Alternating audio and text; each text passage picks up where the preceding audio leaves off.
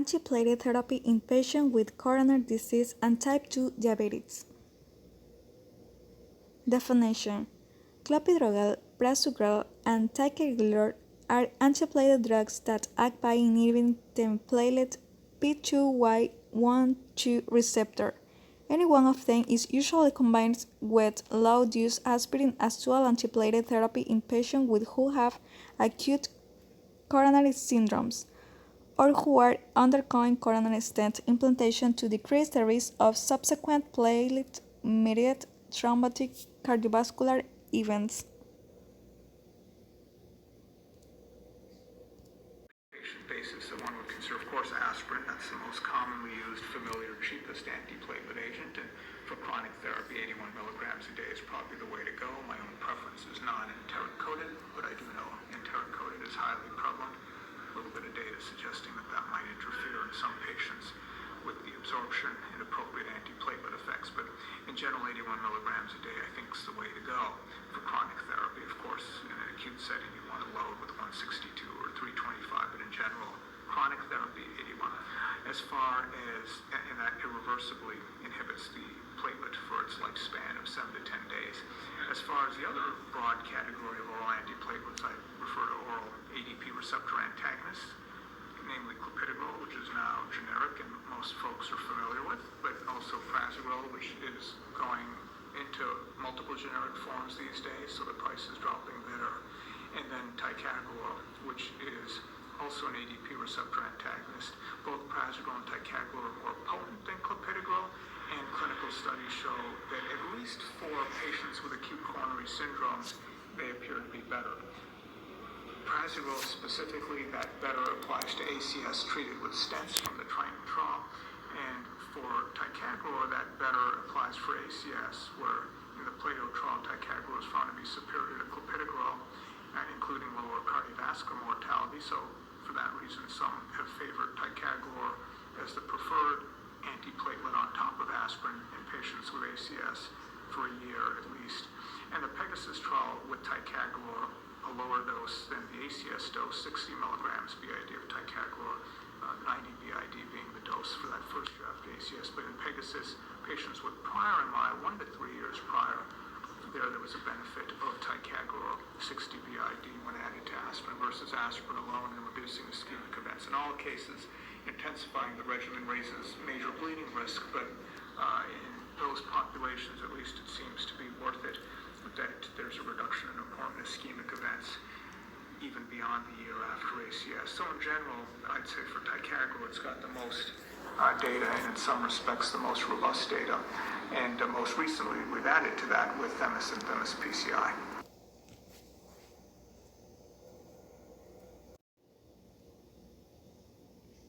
Application in medicine. Many investigations have been performed to determine whether this clinical indication should be broadened. The Parthenon Clinical Development Program for ticagrelor includes 5 randomized, controlled, double-blind trials across the spectrum of cardiovascular disease in patients who were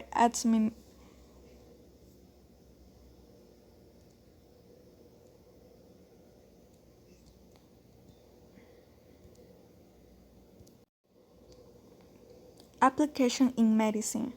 Many investigations have been performed to determine whether this clinical indication should be broadened. The Parthenon Clinical Development Program for ticagrelor includes 5 randomized, controlled double-blind trials across the spectrum of cardiovascular disease in patients who were admitted to the hospital for myocardial infarction or stroke. Benefit was shown for ticagrelor versus clopidogrel in patients taking aspirin who had unstable angina or myocardial infarction, but no benefit was shown for ticagrelor monotherapy and compared with aspirin in patients with stroke or transient ischemic attack. In addition, there was no benefit for ticagrelor monotherapy over clopidogrel monotherapy in patients with symptomatic peripheral artery disease. There was a small benefit for ticagrelor over placebo for the secondary prevention of cardiovascular events in a high-risk population with a recent history of myocardial infarction who were taking aspirin, but there was increase in thrombolysis and myocardial infarction major bleeding events. The benefit and the harms were of similar magnitude.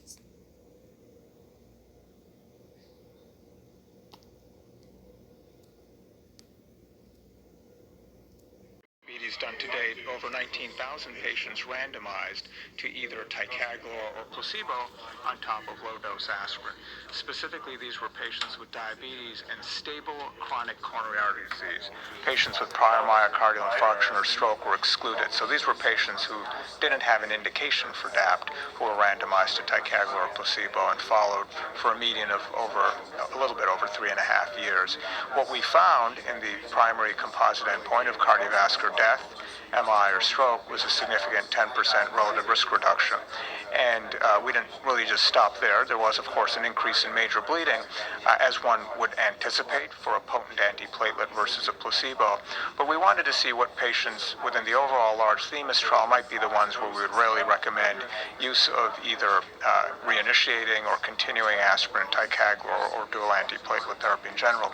And what we found was that in the large pre-specified subgroup of patients with previous percutaneous coronary intervention, THEMIS PCI, there was a 15% relative risk reduction that was statistically significant and a bleeding profile that was a bit better than in the patients without PCI. There was still an increase in major bleeding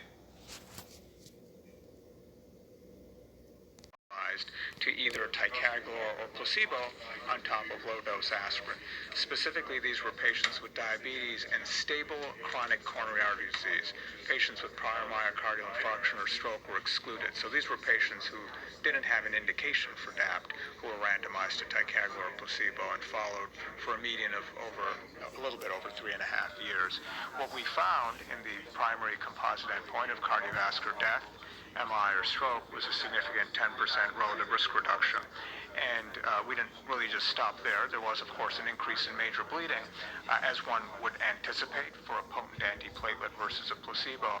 But we wanted to see what patients within the overall large THEMIS trial might be the ones where we would really recommend use of either reinitiating or continuing aspirin, ticagrelor, or dual antiplatelet therapy in general. And what we found was that in the large pre-specified subgroup of patients with previous percutaneous coronary intervention, THEMIS PCI, there was a 15% relative risk reduction that was statistically significant and a bleeding profile that was a bit better than in the patients without PCI. There was still an increase in major bleeding, but no increases in fatal bleeding or intracranial bleeding, or the most worrisome forms of bleeding. So really what we've concluded then from THEMIS, and in particular THEMIS PCI, is in that patient with diabetes with apparently stable chronic coronary artery disease, they are still at high risk for events like heart attack, stroke, amputation. The addition of ticagrelor to low-dose aspirin can reduce those events, but the physician does need to be careful to select patients that are at low bleeding risk. And in patients with a history of previous PCI, a good thing there is if they got a stent, that means de facto they've been exposed to dual antiplatelet therapy before, presumably haven't bled. And if that's the case, that they're proven to be at low bleeding risk, those are the sorts of patients where initiation of ticagrelor and aspirin or continuation of current DAPT in that patient with diabetes might be considered. I was wondering if you could discuss for a minute how you formulated this exploratory endpoint of sort of the catastrophic event that seemed like it was a patient-centered outcome, and what you found there in the overall population in the PCI subgroup, and sort of why you came to look at that endpoint and what it means. Great question. So that was a pre-specified endpoint, and really the idea there was to look at all the ischemic endpoints that might matter to a patient, because of course people with diabetes are at risk for myocardial infarction, for ST segment elevation, myocardial infarction, ischemic stroke, and we saw significant reductions in all those endpoints in the overall THEMIS trial. And amputation and acute limb ischemia is not conventionally included in these sorts of composite endpoints in these cardiovascular trials, but from a patient perspective, oftentimes that's the worst thing they can think of happening, even more so than a heart attack, losing a limb. And what we found, there was a significant reduction in that endpoint. So when you lump it all together, then there's a quite robust reduction in that mega composite of ischemic events, which again, from a patient's perspective, that's what they need to weigh with their doctor, the potential to reduce those sorts of important ischemic events versus the bleeding hazard that they might be exposed to. So I think these sorts of decisions often do involve a discussion with the patient and their tolerance for different side effects like bleeding. Obviously, cost of medication enters that type of discussion, but then the potential to prevent events like heart attack, stroke, and amputation. Pros and cons. Pros. In patients with type 2 diabetes, aspirin has a proven role for the secondary prevention of cardiovascular events. The Patterson investigator and the sponsor deserve great credit for testing ticagrelor in 5 major trials enrolling more than 80,000 patients during the past 1,000 years. Much has been learned about antiplatelet therapy and arterial thrombosis because of their efforts. They have shown that ticagrelor is superior to clopidogrel in patients with an acute coronary syndrome. However, the investigator also found that routine treatment to decrease cardiovascular events in patients with cerebral vascular disease or peripheral artery disease. Cons.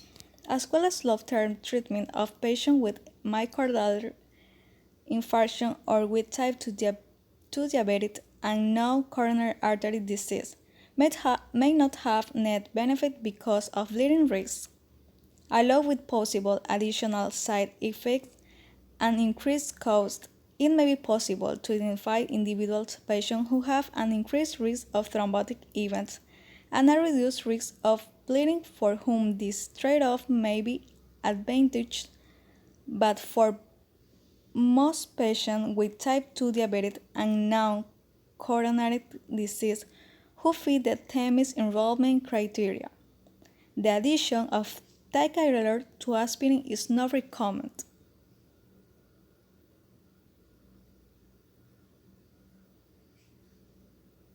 You're younger than age 15, if you're a child, aspirin with fever, not a good medicine, or for pain, not a good medicine. There's a neurologic side effect called Reye's syndrome, so you stay away from aspirin if you're young. Then we get to the ibuprofen family. They're wonderful, they're good on pain, they're good against inflammation. They do a great job, but they also bother the stomach. So if you've got stomach problems, be very careful. If you use ibuprofen medicine and they work real good, be very careful about using them for too long a period of time, because if you do, they begin to bother and damage the kidneys. You can get high blood pressure from overuse of ibuprofen or Aleve or that family of medicines. Talk to your pharmacist, talk to your doctor. If you're using those medicines more than you should, be sure that your doctor knows.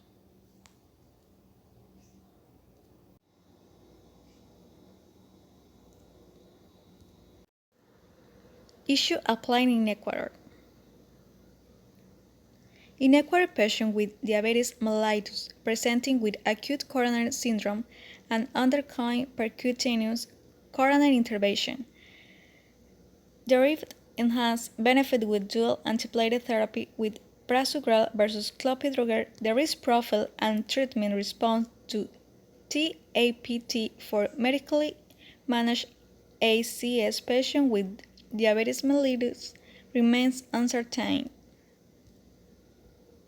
Following a stroke, you may be prescribed an antiplatelet drug such as aspirin or Plavix. In this video, we'll talk about antiplatelets and cover the types of antiplatelet medications that are used to prevent stroke, how antiplatelet medications can reduce stroke, and possible side effects of antiplatelet medications. Antiplatelet medications reduce your chance of having a blood clot by preventing the platelets in your body from clumping together. Taking antiplatelet medications can reduce your stroke risk by 25%. There are 3 antiplatelet medications commonly used today, and they all work equally well. The first is acetylsalicylic acid. This is also called ASA or aspirin. Second is clopidogrel, also called Plavix. And the third is ASA combined with another medication called dipyridamole. This combination is also called Agranox. Antiplatelet medications are usually well tolerated. Some people experience an upset stomach while taking these medications. The medications can cause you to bruise more than usual, and they can also increase your risk of bleeding. Talk to your doctor, your Lake Ridge Health pharmacist, or another member of your healthcare team if you experience side effects or if you have any questions about antiplatelet medication or any other drug you are taking.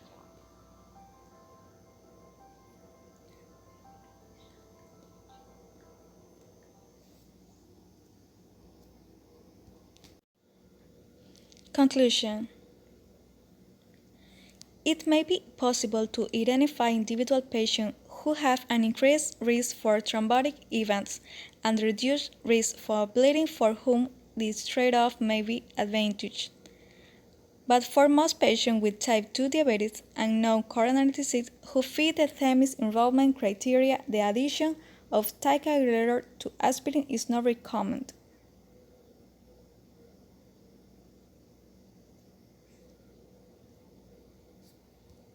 Its platelets membrane receptors result in cascade of reactions, which lead to activation of GP2P3A fibrinogenic receptors, which in turn bind to fibrin strands that connect the platelet together in the clot.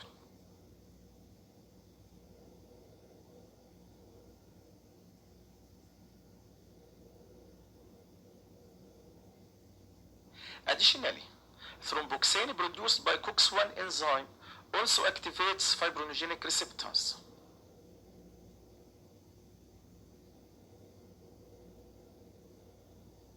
Let's now have a look at the 3 major antiplatelet groups.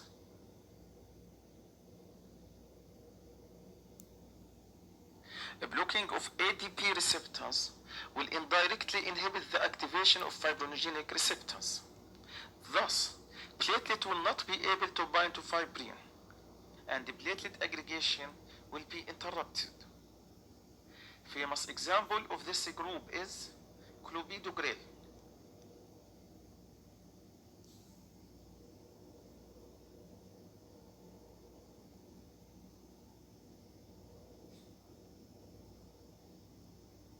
On the other hand, a reversible inhibition of thromboxane by aspirin will hold fibrinogenic receptor activation.